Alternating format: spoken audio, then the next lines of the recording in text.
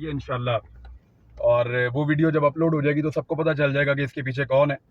मैं अपनी बेल के लिए इस्लामाबाद आ रहा था और ये बिल्कुल इस्लामाबाद की जुरिस्डिक्शन है जहाँ से मुझे अरेस्ट किया जा रहा है, क्योंकि ये टूल प्लाजा यहाँ से शुरू हो जाता है।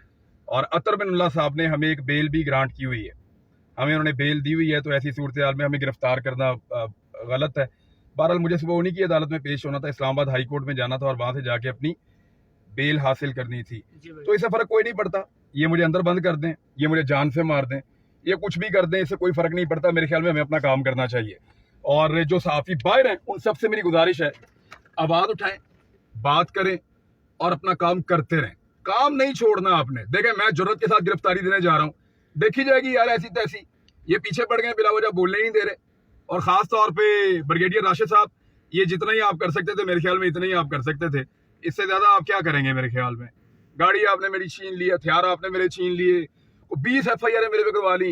ये गिरफ्तारी वाला तजुर्बा करना है, लो ये भी करके देखो, मैं जा रहा हूँ। करें यार ऐसा। Thank you very much. Pakistan में ये तमाशा रह गया था, ये भी देख बच्चे। ये फोन मेरा अपने पास है। ठीक है सर, ठीक है।